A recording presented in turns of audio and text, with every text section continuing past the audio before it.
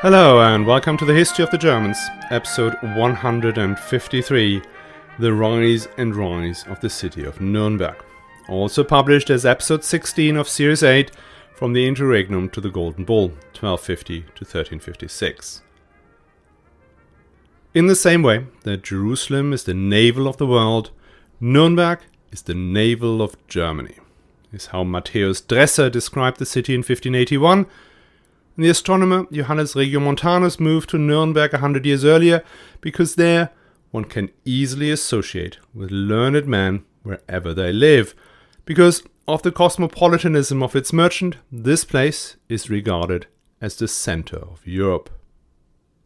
How did this city grow within 200 years from an imperial castle far from the main transport links, without a harbour and on famously poor soil, into one of the three most important urban centres in Germany, whose merchants were well regarded in all corners of the world, whose printers published the works of Europe's leading intellectuals, whose artists were and remain of global renown, and whose engineers produced breakthrough after breakthrough?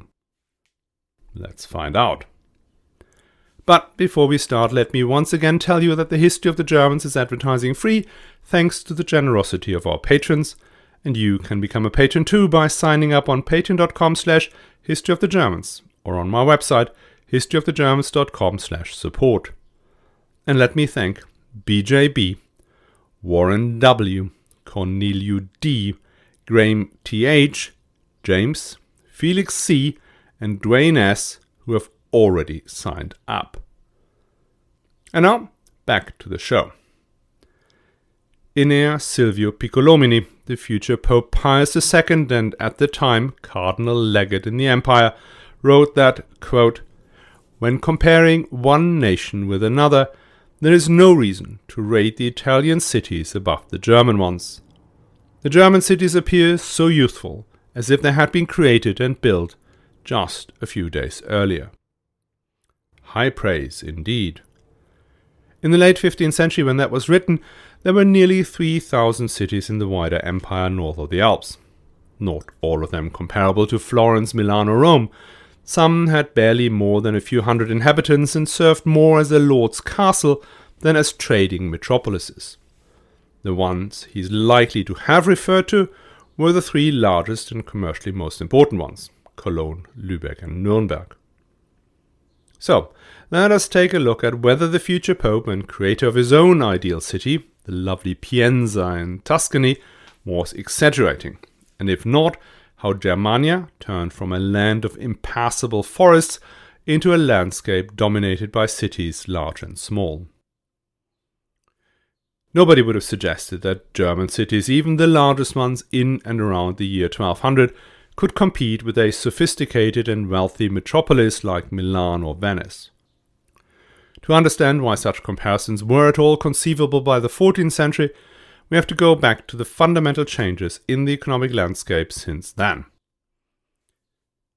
One of the main axes of medieval history had been the expansion eastwards we covered in season 5.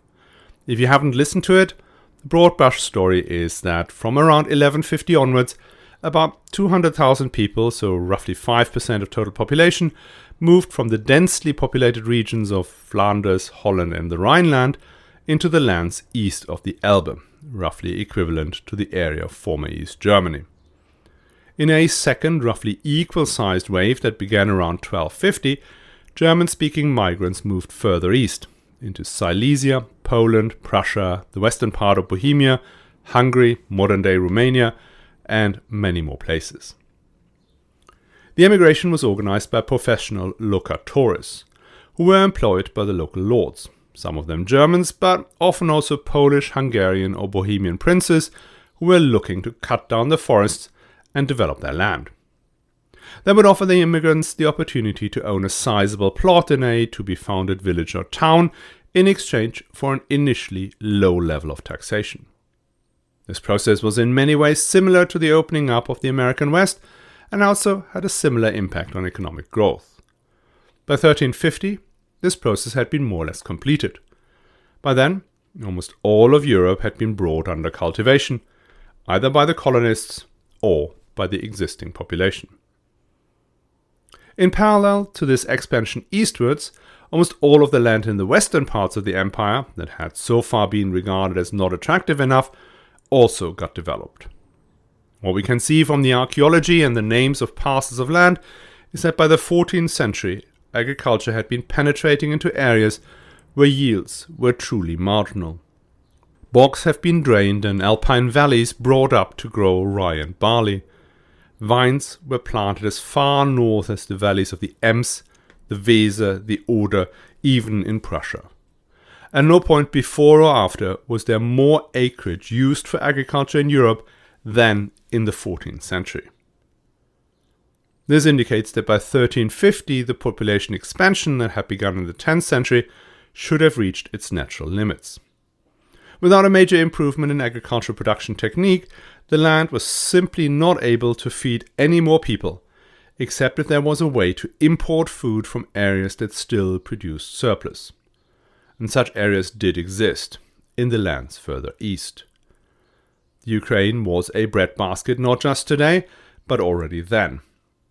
As we heard in Season 6, regions, for instance along the Baltic coast, geared up to provide foodstuff for the densely populated territories in the west. These foodstuffs included not just grain, but also salted herring and stockfish, as well as beer, wine, honey, and lots more. We did discuss one leg of this trade in quite some detail in the series about the Hanseatic League. There were similar legs to this trade on the east-west axis, one further south along the Danube River, and then later one across the middle of Germany along the key nodes of Leipzig and Nürnberg. To put that into context, Germany's largest city, Cologne, consumed 5,000 to 7,000 oxen per year. They were driven down 300 kilometers from Frisia and the Emsland. Innumerable pigs were made to walk even further, from the Rhine or Meissen to Cologne. Grain, which did not spoil so easily, was transported across even larger distances. The other set of commodities the western cities needed were metals, both precious metals like gold and silver, as well as base metals like iron, copper, tin and lead. The 14th and 15th century is a time of innovation, in particular in armor and mechanics. For instance, cities took immense pride in their elaborate town clocks. These were initially operated as water clocks, but from the 13th century onwards, these were replaced by mechanical clocks. By the middle of the 15th century, there were over 500 mechanical clocks in operations on public buildings across Europe. These new instruments required high-quality iron or copper to be produced. And as we mentioned many times before, the great mineral reservoirs were in Bohemia, in Saxony, in Hungary and in Sweden. And by the time of Margarete Maltasch, the deposits of silver and base metal in Tyrol were also going into production. This rising demand for commodities changed the way things were transported. A merchant bringing luxury items like precious stones, silks or spices could carry his wares on horseback or on a mule train. Transporting tons of herring or grain across half of Europe required either boats or heavy wagons. And that meant that what was needed was new infrastructure. Sometimes cities needed to be connected to rivers by canals, like for instance the canal linking Lübeck to the Elbe that was built in 1398. Another example is the construction of the Via Regia that started in the 13th century and connected Kiev and Moscow on one end to Bruges and Santiago de Compostela at the other. These new trading connections shifted the center of European trade eastwards from the 13th century. Whilst the German cities along the Rhine, in particular on the Lower Rhine, had already been closely integrated into the European trading system, these new cities further east, such as Leipzig, Breslau, Krakow, Nürnberg and Regensburg, were now linked into these pan-European commercial networks as well. On top of these structural changes, the European cities benefited from political events as well. From 1284, the trading fairs in Champagne that had been the key location where Italian purveyors of luxury goods met with Flemish cloth merchants went into surreptitious decline. One of the reasons for this was that King Philip the Fair, who had the Templars dissolved and had lifted Henry VII on the throne, had made a major economic policy mistake. In an attempt to centralize France, he had placed heavy taxation on the Italian merchants coming to Champagne, had waged war against the cities of Flanders, had prevented their merchants from entering France, and had blocked the export of French wool. Unsurprisingly, within just 20 years, the once thriving fairs of Champagne collapsed. This foolishness was followed by the 100 Years' War that had been brewing for a long time but kicked off in earnest in 1337. The resulting devastation of, in particular, northeastern France disrupted the traditional routes from Italy to Flanders along the ancient Roman road from Marseille to Lyon, Reims, Troyes, Arras, and then to Ghent and Bruges. The great beneficiaries of this blockage were the German cities, not only those along the Rhine. Because more and more passes opened across the Alps, including the already mentioned Gotthard, wares now travelled directly north from Venice and Florence on the Via Imperii to Augsburg, Nürnberg and Leipzig, and from there either to Flanders and France via Frankfurt, or north to the Hansa world, or even eastwards into Poland, Ukraine and Russia. As for the fairs, these continued, just not in Champagne. It's the fairs in Frankfurt and Leipzig that took their role as the great places of exchange between East and West and North and South. All of these different megatrends, population growth, the colonization of the East, the shifting trade and patterns from luxury to commodities, the troubles and foolishness of French kings can explain a lot of what's happening here. But there's something else going on that is remarkable. If you remember, when we looked at the foundation of Lübeck, there was a big question mark why this place, not necessarily at the geographically most promising corner of the Baltic, could rise to such prominence against the competition from the already established city of Haithabu. Something about the people who moved here, the political and educational system, must have helped to create this success. And if you think Lübeck was a bit of a long shot, the other great trading city of the 14th century, Nürnberg, was an even more surprising story. Nürnberg's origins are a bit obscure. The city first appears as an imperial castle in 1050 during the reign of Emperor Henry III.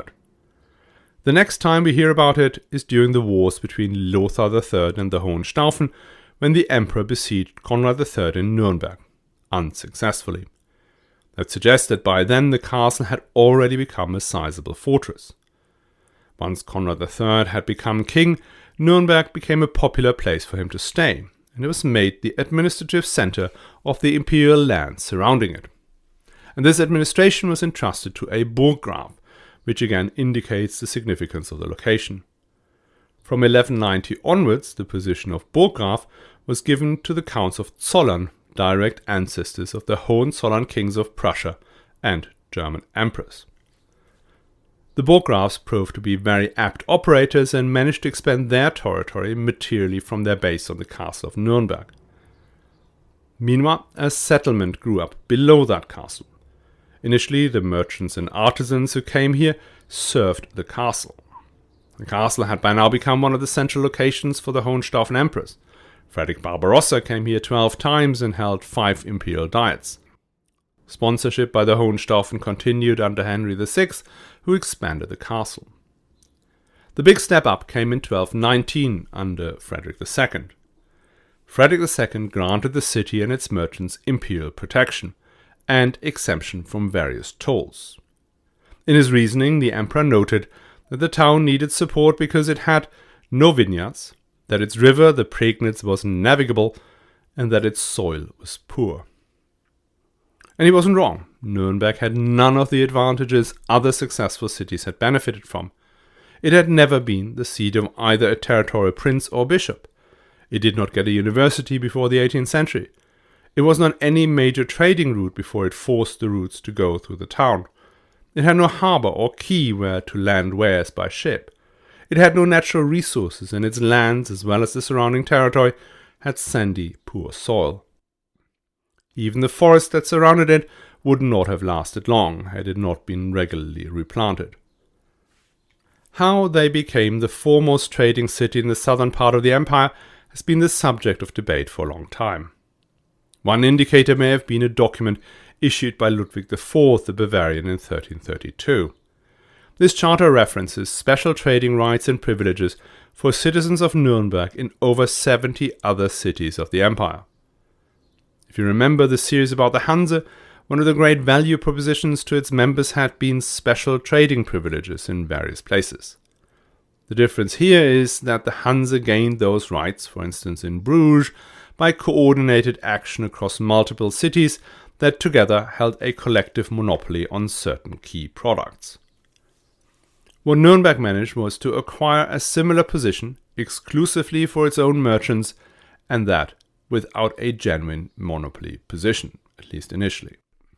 To understand how they got there, we have to look a bit under the hood of the Nürnberg model. Again, if you remember, the Hanse merchants were organized and operated through a system of social control. If you were a Hanse merchant in Riga and you traded with a colleague in Hamburg, you either had some family ties to him and or you knew each other from time spent together at one of the contour houses in Novgorod or Bergen. Moreover, you would control your partner in Hamburg by having relationships with other merchants in Hamburg who would keep an eye out for prices, trends, and unusual behaviors of your counterpart. In return, you would do the same for these other merchants as they tried to keep control over their partners in Riga. Business dealings were also incredibly interlinked, with merchants constantly handling funds and wares on someone else's behalf. And all that without double bookkeeping. Basically, the Hanse was a system built entirely on trust into individual merchants. And because of it, the Hanse firms rarely grew to become large operations. And there was no need for banks, as the merchants would grant credit to each other. Nürnberg was organized very differently. Its merchants operated much more like the illustrious Italian houses, the Bardi, the Peruzzi, and then later the Medici. That means each of the great Nürnberg families, the Pfinzing, the Mendel, Strohmeyer, Kress, Rummel, Pirkheimer, Kohler, Grantel, and Imhof, had their own system of connections and maintained representative offices abroad.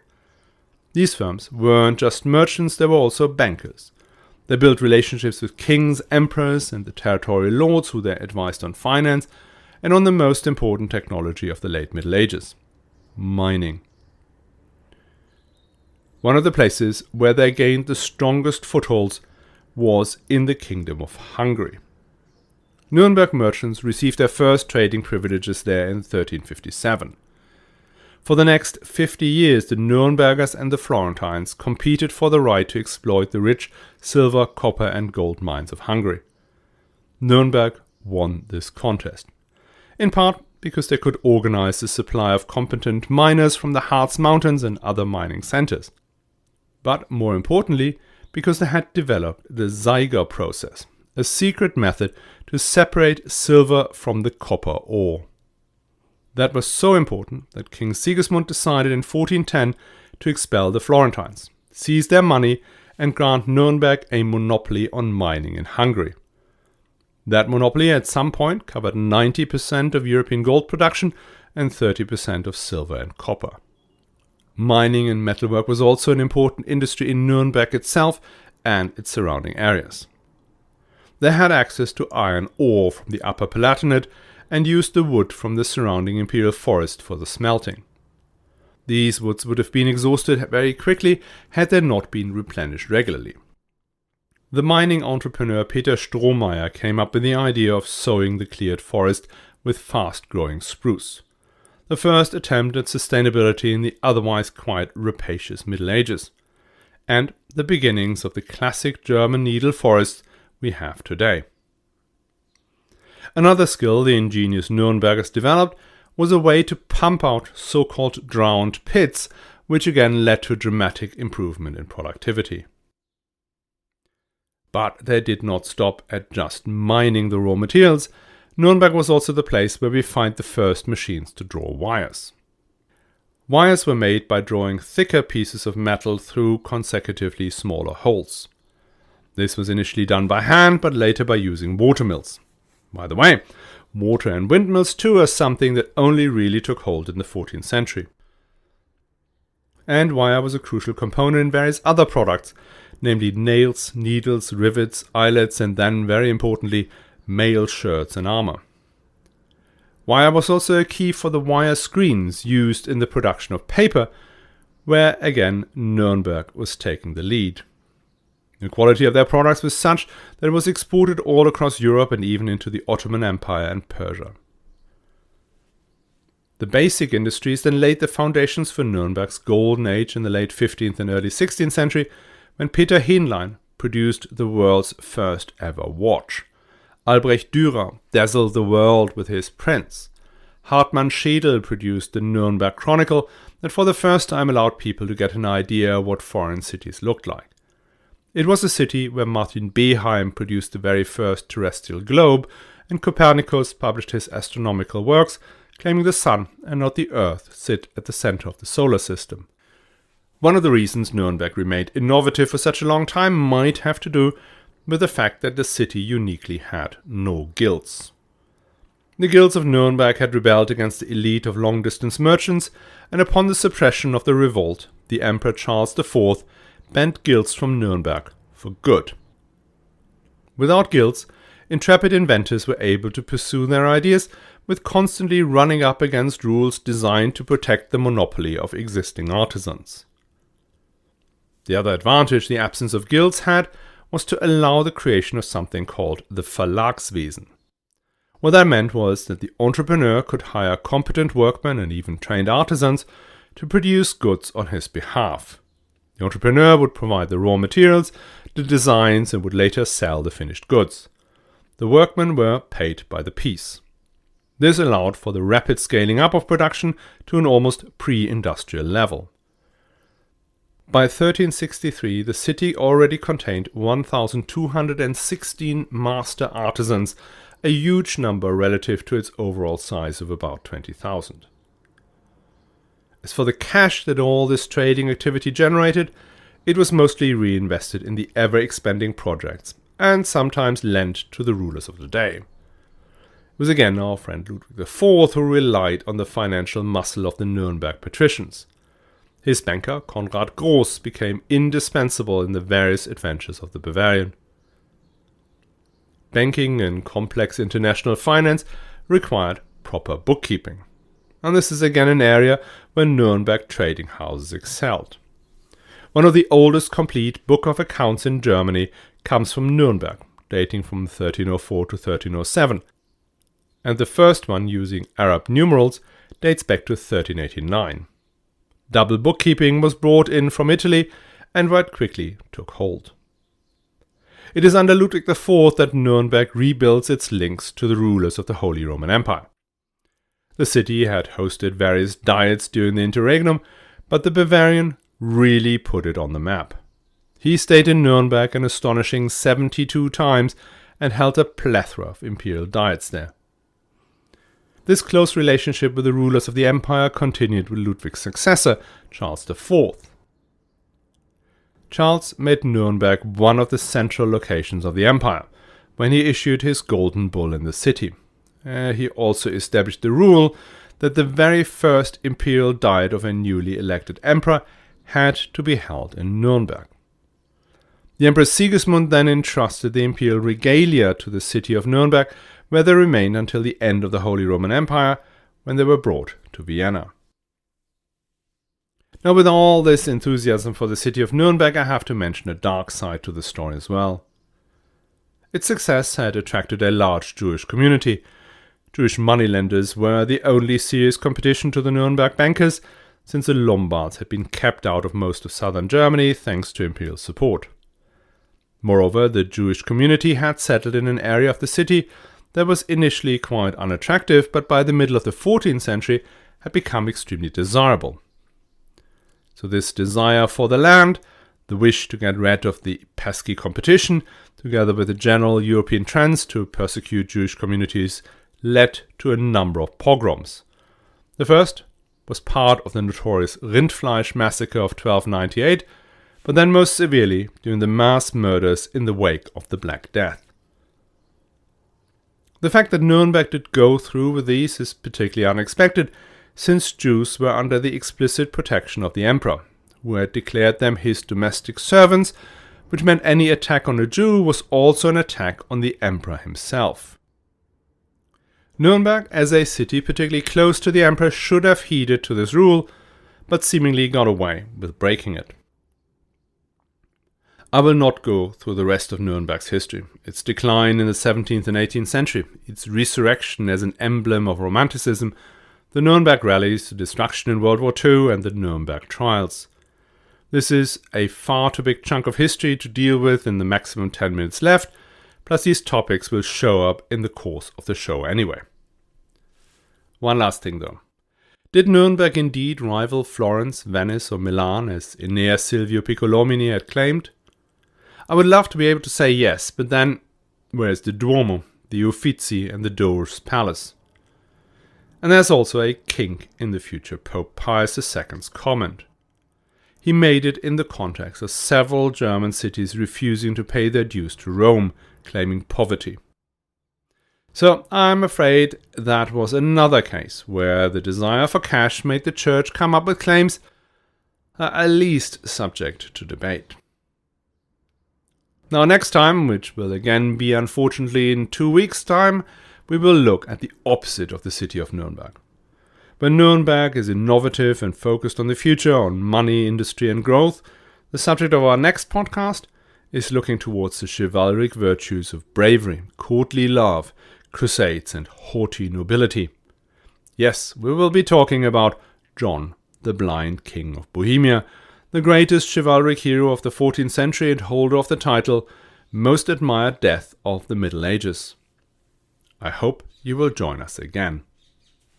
And before we go, just a quick reminder that the History of the Germans podcast is advertising free thanks to your kind support. If you think this show is worth it, you can become a patron at patreon.com/historyofthegermans or at historyofthegermans.com/support.